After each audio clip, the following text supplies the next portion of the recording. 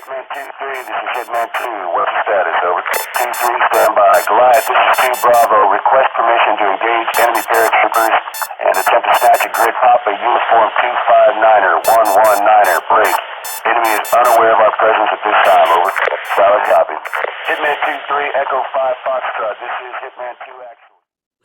Hey, good morning, everybody. This is Ben Powers coming at you from the Commander's Voice. My guest today is Mr. James Stejskal. He is the author of the book, Masters of Mayhem, which is a really neat discussion of T.E. Lawrence, the famed Lawrence of Arabia during World War I, and the support he received from a very little-known unit called the Royal Armored Car Troops. That's what we're going to be discussing today. James is a former Special Forces soldier. He's been a photographer. He's worked around the world, and he's a fantastic writer. So, James, thanks for joining us today. Thanks, Ben. I'm happy to be here. So I kind of want to jump right into it. I've heard that when you talk about T.E. Lawrence, that he was, critical in the Arab Revolt in the Middle East, and folks have called that sort of a sideshow to a sideshow. People think World War I, they're thinking Western Front, they're thinking big armies in Europe, but a lot of stuff's happened in the Middle East, a lot of stuff's happened in Africa, and that's kind of like the sideshow. And then the Arab Revolt is even smaller in the context of what's going on there. And you wrote about a sideshow to the sideshow to the sideshow almost, with these armored car dudes who folks had never heard of. So how did you start researching T.E. Lawrence? How did you learn about these troops in the armored cars, and what got you going in this direction to write this book? Oh, it's kind of a long story. I kind of disagree with the historians that say the Middle East was a sideshow. Yes, the war in Europe was large and extensive, but the Middle Eastern conflict was also basically a pivotal conflict in history. It shaped the Middle East more or less as what we know today. I think if you talk to General Allenby, who led the British effort at the end of the war, he would also disagree with that. But for example, 1 in 10 of the Arabs living in that area perished during the war. Quite often it was from disease or starvation, but these were things that were caused a result of the war. It changed the landscape as far as who controlled the Middle East. So it was a very important conflict. And Lawrence, yes, Lawrence was a small cog in the wheel. One of the things I talk about in my book was he could not have done it alone. He was a pivotal person in the campaign, but there were probably close to 100 British officers and enlisted men, also French officers and enlisted on the ground assisting this effort. Initially, it started out with just 2 or 3 people, and it grew. So it was a fairly large commitment by the British.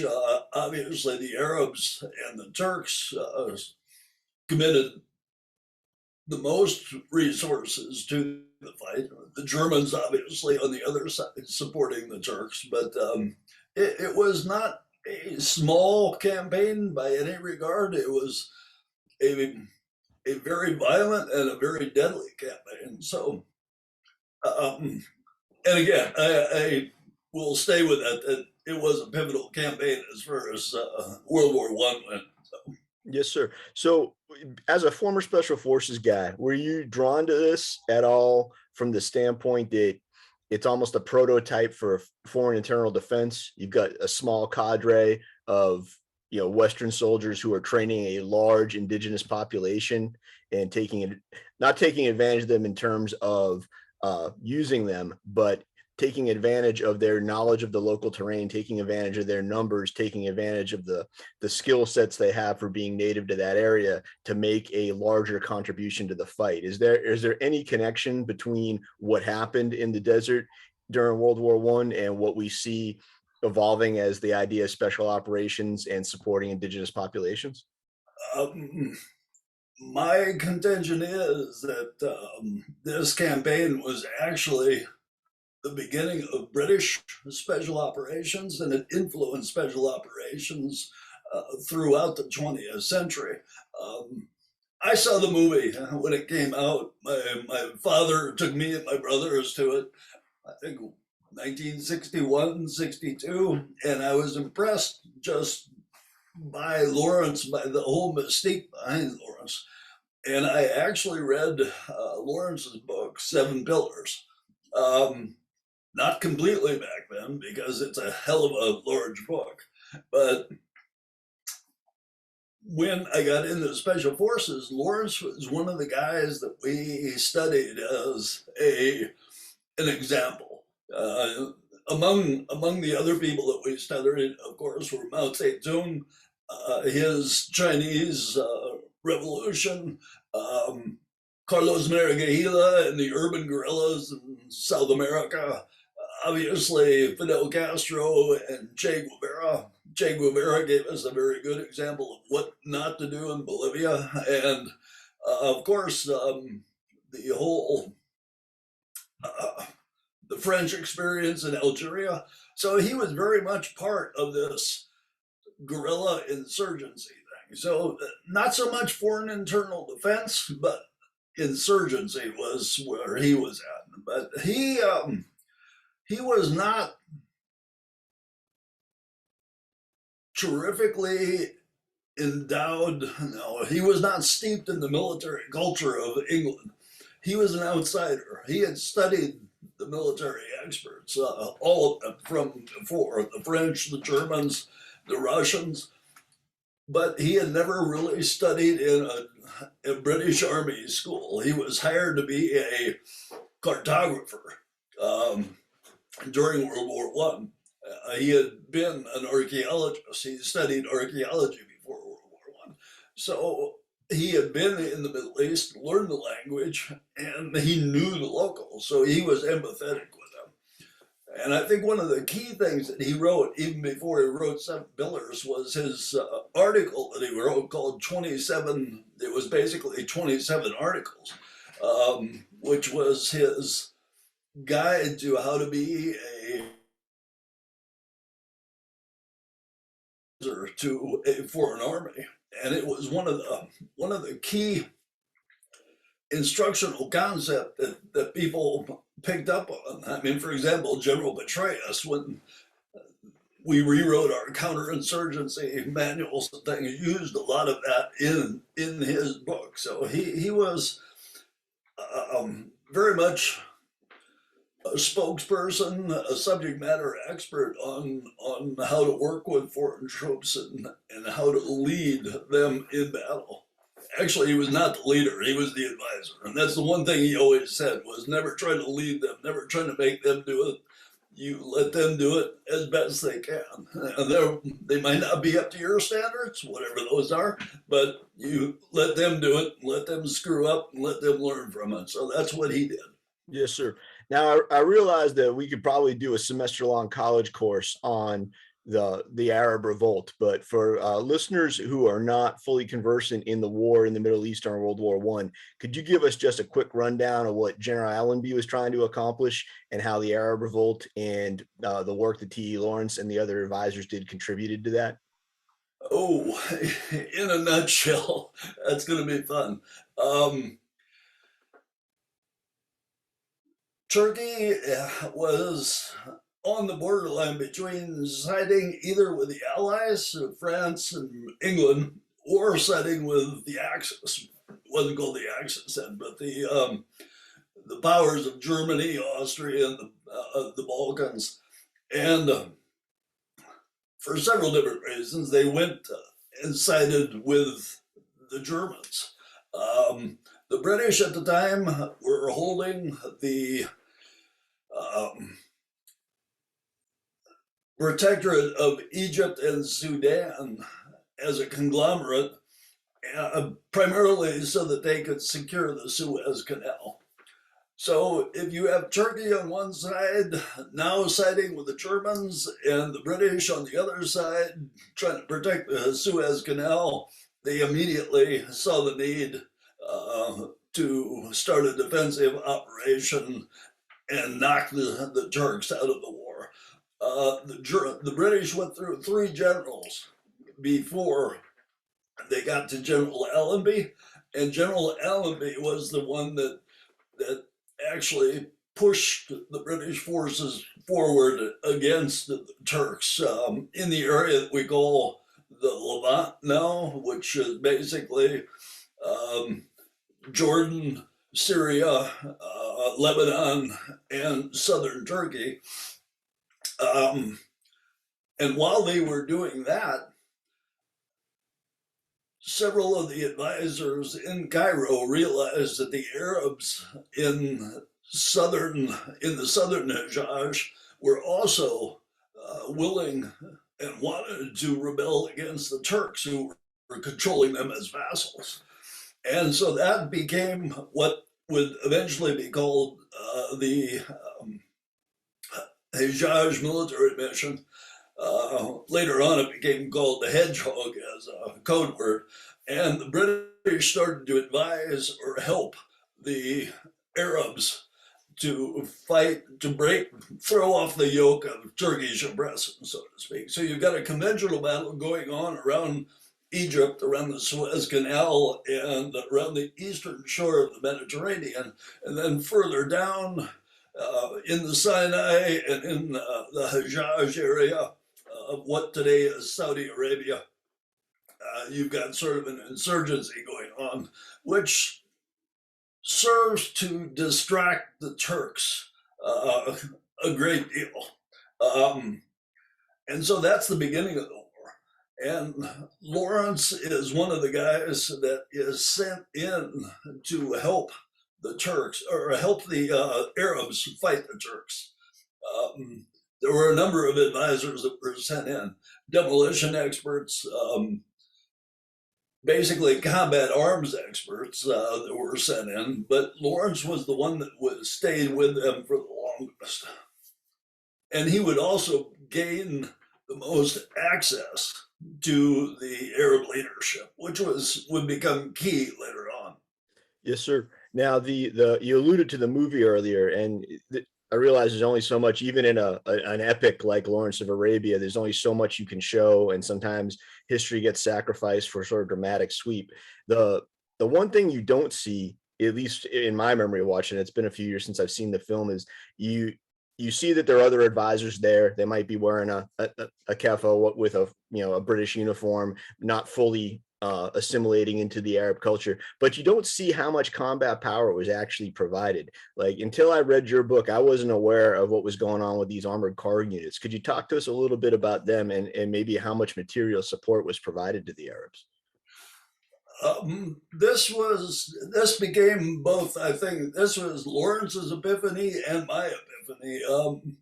The British High Command and the French also really wanted just to keep the Arabs fighting against the Turks far down away from Turkey, down around the area of Mecca and Medina. 2 reasons for that. One, they did not think the Arabs could project their combat power any further north. And second, they wanted to ensure that the Arabs did not try to claim the land that they conquered, land which was rightfully theirs. The British and the French had other ideas. The French wanted Syria, the British wanted parts of the area, and obviously oil was beginning to come into the equation, especially with some of the other Arab tribes that were further out to the east. And at the very end of the war, we see how the family Saud comes in and really ends up upsetting the whole apple cart. But Lawrence saw 2 things. He saw that the Arabs could contribute greatly to the conventional battle, basically as the right wing of Allenby's troops. As Allenby's driving up, Lawrence is further inland, fighting alongside them up the so-called the Hejaz Railway. And he saw that the Arabs could contribute to the battle, but he also saw that they needed to go north in order to capture that land. He actually pushed this without the British High Command or the French High Command interfering with it, and he knew what he was doing. So in that way, he had a very strong strategic outlook on to the benefit of the Arabs, not so much the British. Early on, he recognized it. Well, he's at the very beginning, he's fighting a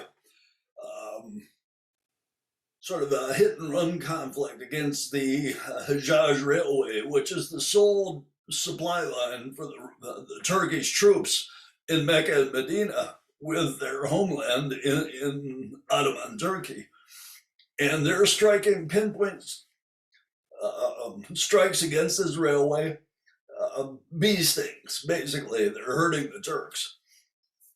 But Lawrence saw that if they kept going north, that they could interdict the railway completely, cut the Turks off in Mecca, Medina, make them surrender, and at the same time allow the Arabs north to fight and claim their homelands, which is something that he wanted to do. To do that, he became really cognizant of the things that were available to him.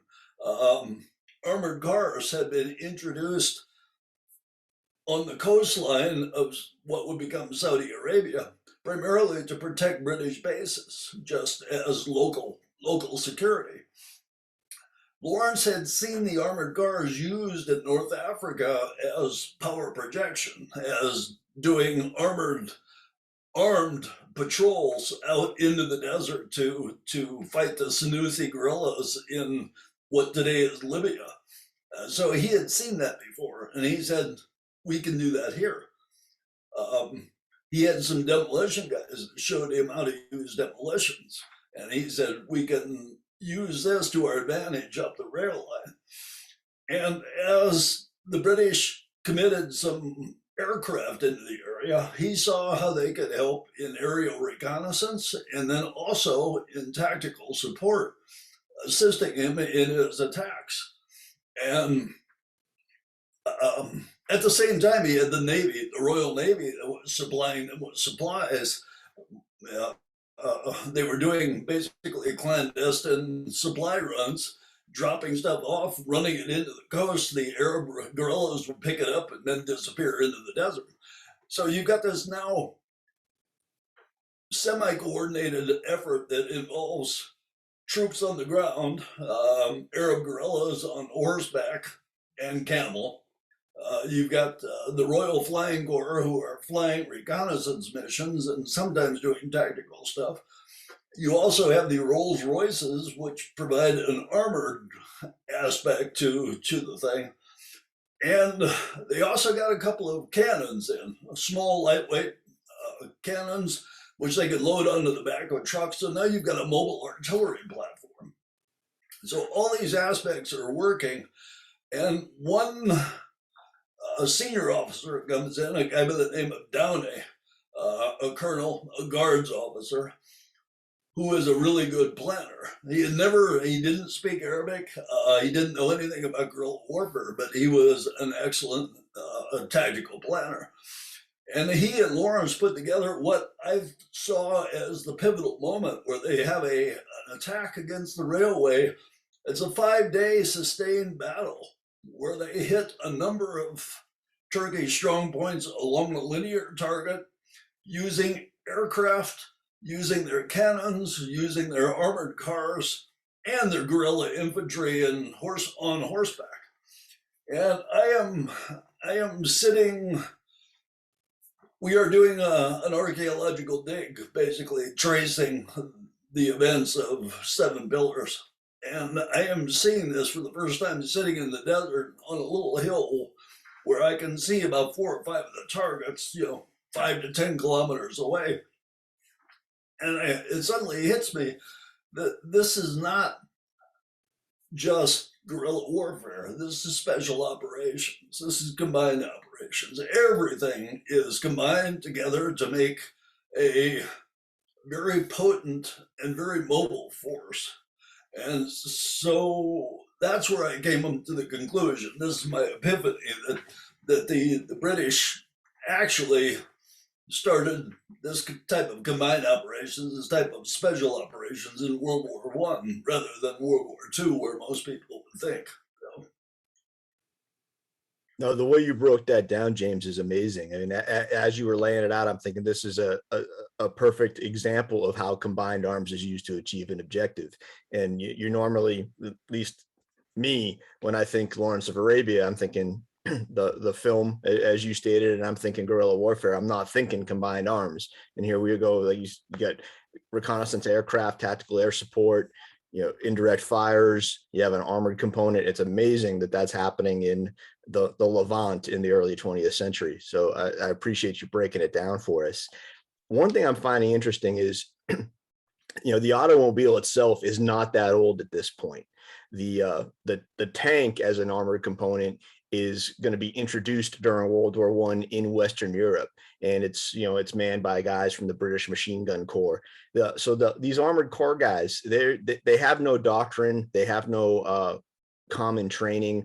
Were these the guys who basically wrote the book on armored car operations because they had to? There was no book before them. How did they develop their TTPs? And where did they come from? Who were these soldiers? Well, this would go back a ways too. Obviously, the tanks actually showed up in the Middle East too, and they were not very useful there either. They would break down and they would have trouble in the sand. Conversely, the armored cars had problems in Europe. They were not heavily armored. They had a half-inch, basically boilerplate armor on them, so they were armored against rifle bullets, but not so much against anything heavier. So the British found very early on that the armored cars were not that useful, especially in trench warfare. And they started to take them out, but they deployed them elsewhere. And the first place they deployed it was Southwest Africa. When the South Africans attacked the German colony of Southwest Africa, which is today Namibia, they brought a squadron of 12 Rolls-Royce armored cars, and they used them against the Germans. The Germans at first thought they were water tankers. They didn't understand what they were until they found out that they had Vickers machine guns mounted on the top of them. And the Germans had nothing in Africa to counter those, so they used them there. They tried to use them in East Africa later on, but had problems with mud. So several of the squadrons were deployed to North Africa, and they were used quite successfully against the Senussi guerrillas in what today is Libya, who were allied with the Turks. The Turks were sending advisors to these guerrillas basically behind the British lines, and the Senussis on the horseback and camel were harassing the British. At one point, the British had a squadron of Rolls-Royce armored cars that they used to chase the guerrillas, and they were quite effective. That's something that Lawrence saw early on in his career during World War I when he was a map maker in Cairo. He actually went out and saw these guys in action, and he transferred that knowledge to when he was in the Hedgehog and brought those cars in. So yeah, these guys had established basically the TTP, how they were going to be in operation, and they continued to develop those. The cars they used were, at some points they were using Fords, Model Ts, with Allenby up there. They were also using Talbots. But the car that was the most successful was the Rolls-Royce. And it was basically a Rolls-Royce sedan that was converted into an armored car just by putting armor on it and then shoving a .303 caliber Lewis machine gun in a round turret on the top. The cars were, other than that, were unmodified. And they were able to negotiate the sand. They put double tires, front and rear, on the car. These were thin tires, so two of them together. And they used them to great success, continually evolving their tactics. At some point, they realized these cars, which were actually pretty small inside, did not have the room to carry the supplies they need, so they stripped the armor off of several of them and use those as tenders to carry ammunition, more personnel, explosives, gasoline, all the stuff they needed. So they would have maybe 3 armored cars out front and then 2 or 3 of these tenders following close behind with all their supplies, which extended their range of action by hundreds of miles. Yes, sir. So these are all tactics they were developing out in the desert. And this is fascinating, and it as you give me an answer, it like springs forth 3 more questions. The first one being, as they decide to arm these vehicles, like you said, they're putting a 303 Lewis gun on the Rolls Royce. Was there any coordination with the manufacturer to integrate the turret, or was it, hey, here's a Rolls Royce, it's been delivered to the Middle East, we now need to cram a gun on this thing? What was the level of engineering involved? When it started, I think the first one showed up in Belgium. The Belgians took, I'm trying to remember the make of the car, I think it was Duryea or one of the French cars, and put some armor in it, around it. Basically had a machine gun sticking out the back. So they had armor on the back. They would back it into position, fire the machine gun, and take off. So that was the basic concept. The British went through a couple of designs and then realized the only vehicle that could handle the stress was the Rolls-Royce Silver Ghost, 1914. And they started to convert them at the factory. They actually did put some extra leaves in their springs to help carry the extra weight. But beyond that, they would take the chassis, they would build it up, they would deliver it to another company who would fabricate the metal, the armor on it, and including the turret, which was a simple turret on a ring, which would be cranked around. So it was designed by the British Admiralty for the Navy, for their Navy ground crews. And then they just started to build them. I think a total of about 110 were built during World War I. Are any still in existence? Of those 110. Pardon? I'm sorry. Are any of them still? I apologize, James. Are any of them still in existence? There are a couple, and there's a very good reproduction. I can actually send you a picture of it. I wish I could show it to you. I don't know how to do that. But one, the Duke of Wellington, probably the richest man in England at the time, helped with this, and he paid for an entire squadron of these things, 12 of them, and he was the guy that took them to North Africa. Because if you bought the cars, basically you're putting together your own little military unit.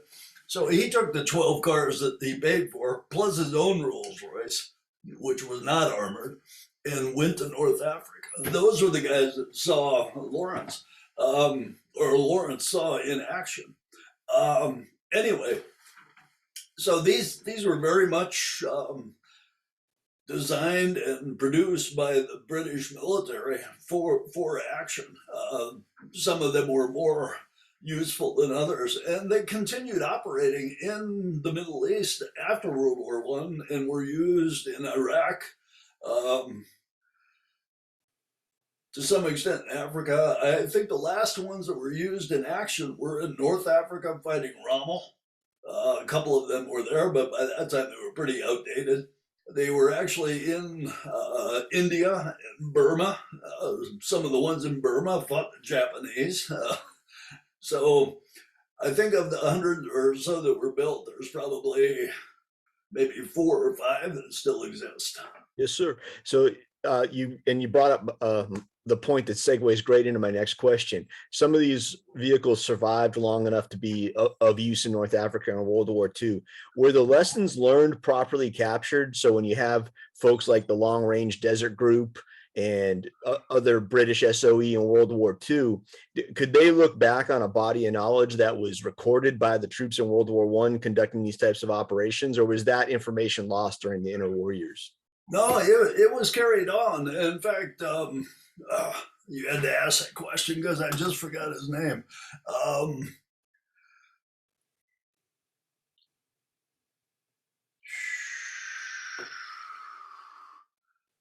I'll probably think of it tomorrow after we're done talking. I don't know if you can see it, but this is a small model of what they look like. Oh, beautiful. So basically, Rolls-Royce underneath a small cargo area, the turret on top, but everything else, it's all original Rolls-Royce. There was a Desert Explorer. I have to remember his name. He invented the sun compass. And he was one of the first officers chosen for the Long Range Desert Group in World War II. He was a good friend with Lawrence and had spoken with him a lot about his experiences in the Hedgehog and his experiences with the Rolls-Royces.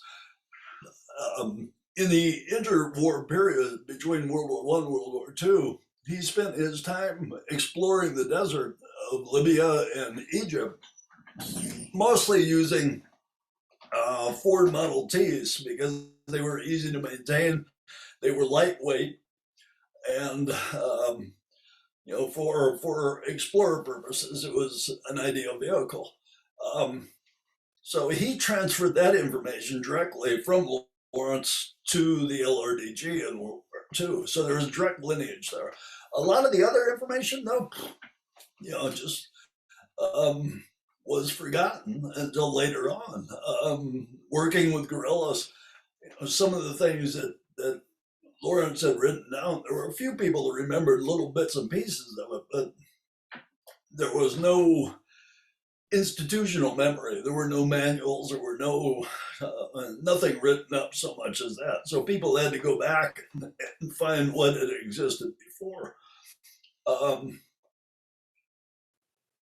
think as a testament to Lawrence, after World War I, the Irish Republican Army wanted to recruit Lawrence to help them with their guerrilla fight in Ireland. So he, of course, declined it because he was into other things. And he wanted to get away from the military pretty much completely. So anyway.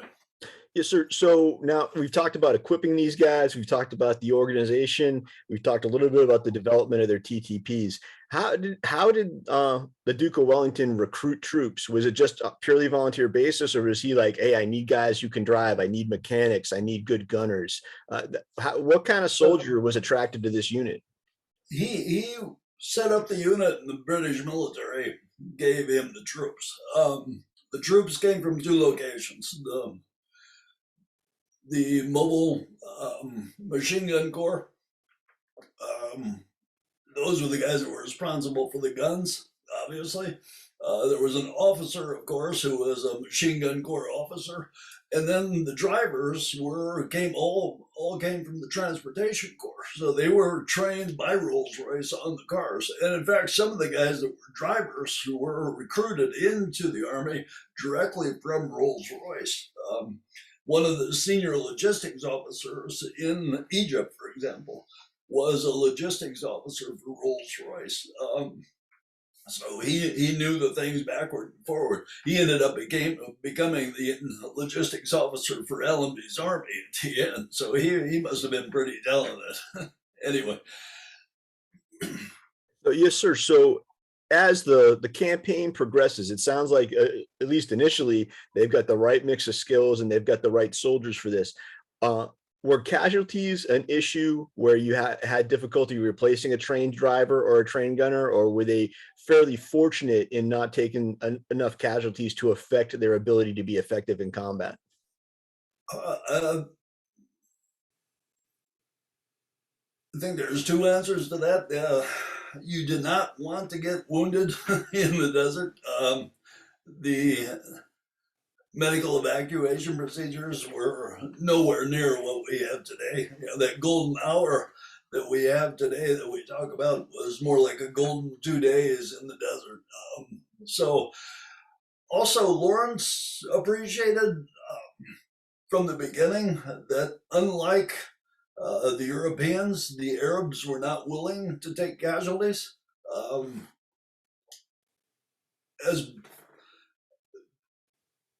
As bloodthirsty as they are often portrayed, they did not themselves want to lose people because they did not have the man pool to replace people. So if they would go into a battle and the battle would be too intense, their inclination was to withdraw. Yes, sir.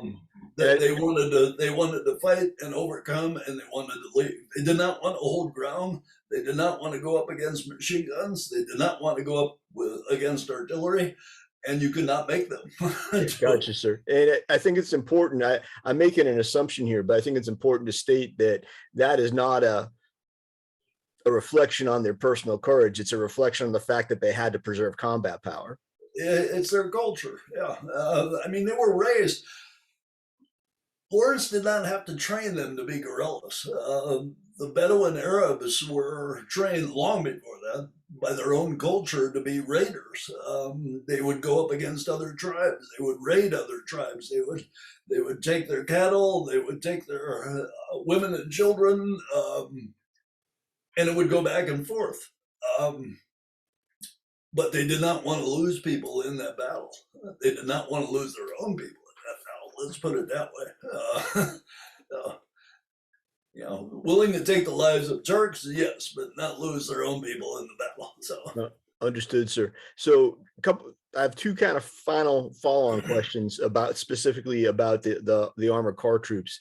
The first one being, what's your opinion on, hypothetically, if they weren't available? So the armored cars were not a factor in the ability to do that combined arms planning. What would the effect have been on the outcome of the campaign? Would have it still probably turned out the way it did, just slower? Would they have not been able to achieve their objectives because they were lacking a critical component? How decisive were the armored cars in the campaign?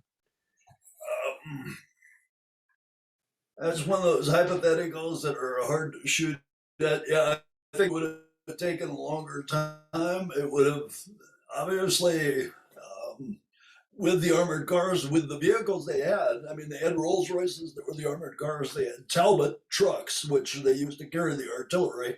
They had a couple of small Fords. The problem with the Fords was they could not keep up with the Rolls Royce. The Rolls Royce, by the way, had a top speed, still in stock form, but carrying 2,500 pounds of armor on top and a machine gun and 3 crewmen. They could hit 60 miles an hour cross country. That's impressive. This is 1917, 1918. That's pretty amazing.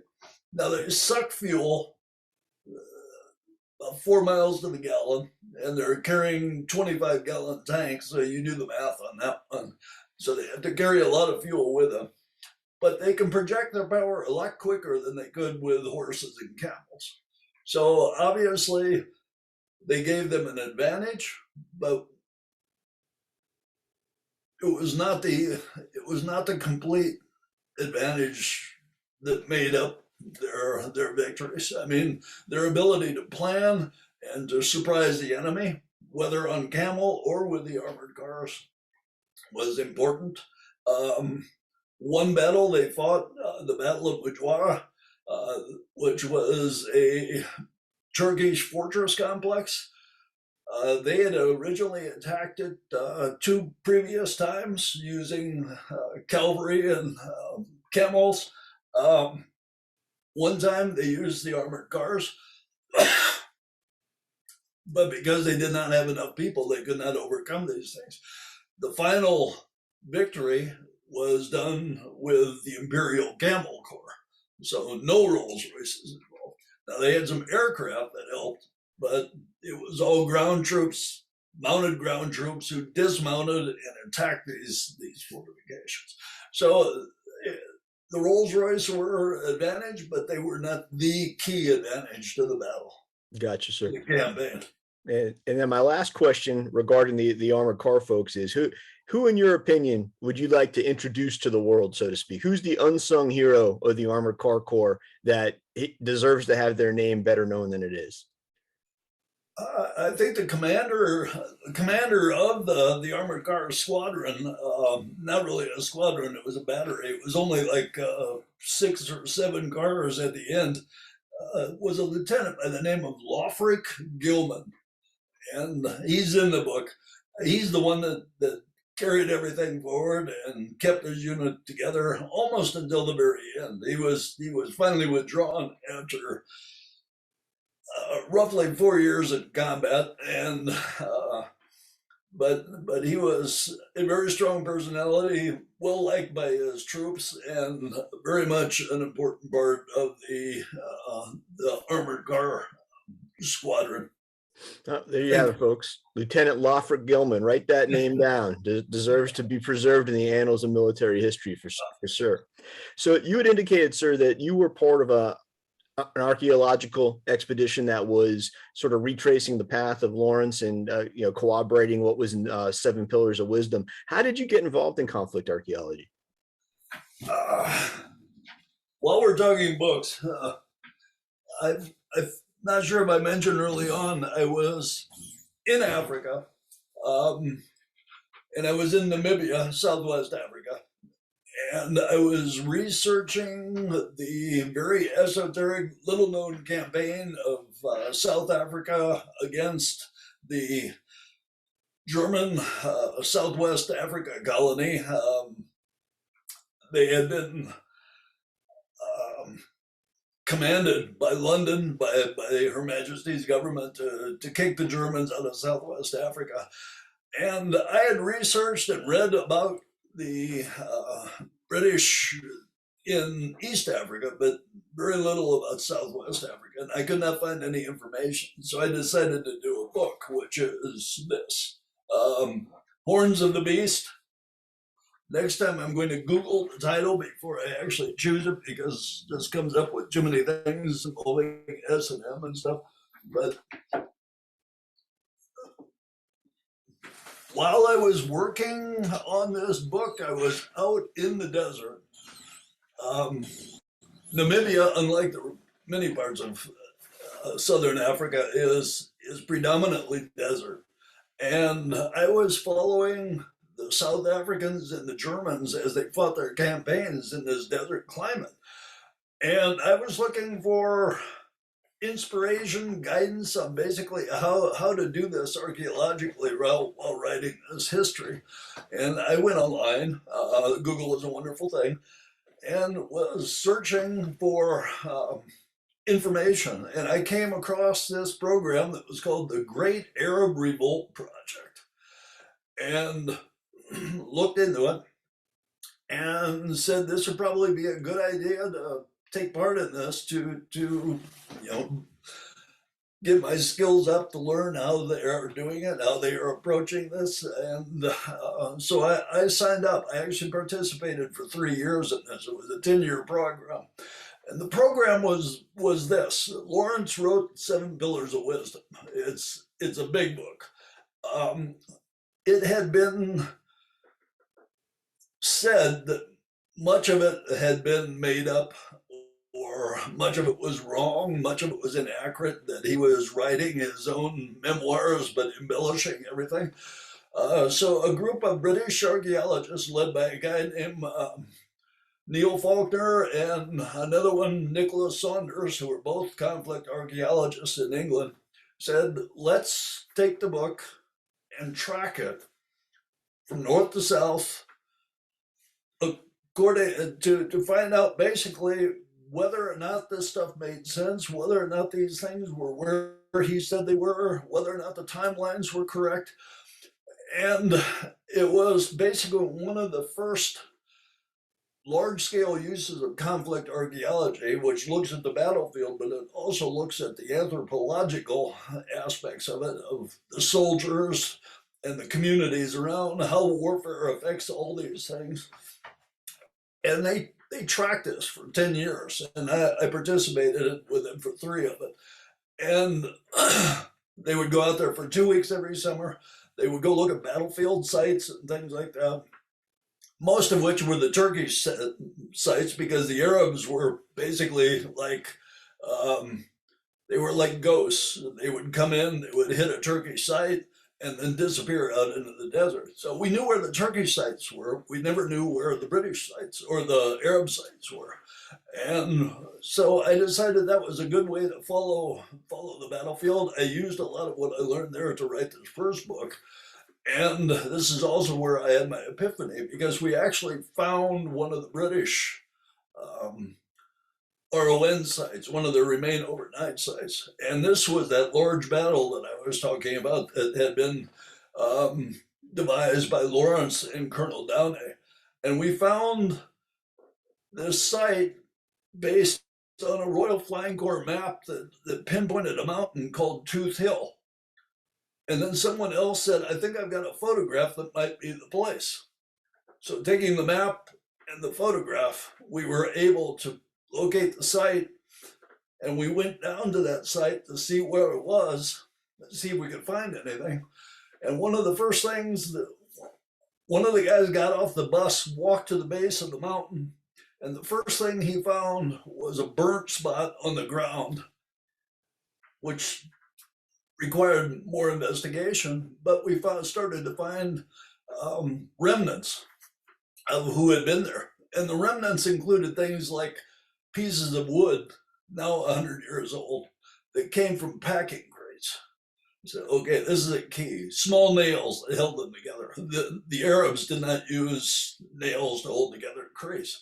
One of the key pieces was a piece of porcelain that was marked SRD, which, depending on who you ask, means service ration depot or something along that line. It was a British Army issue pot from World War I.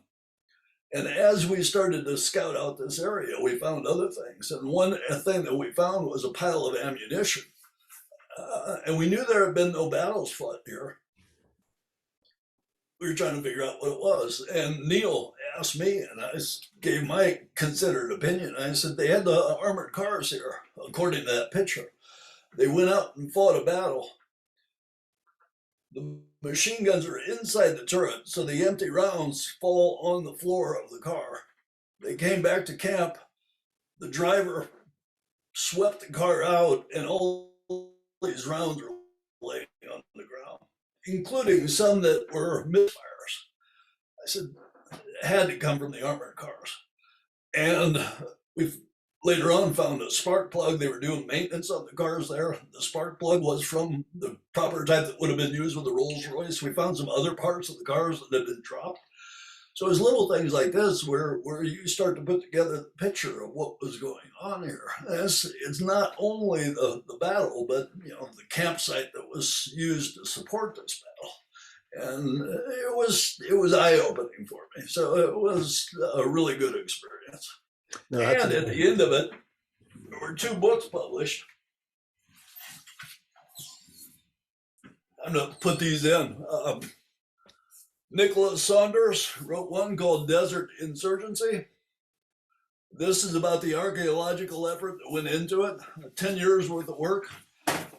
Neil Faulkner, who unfortunately just passed away last month, wrote Lawrence Arabia's War, which is more of a military look at the book and the archaeological work that we did.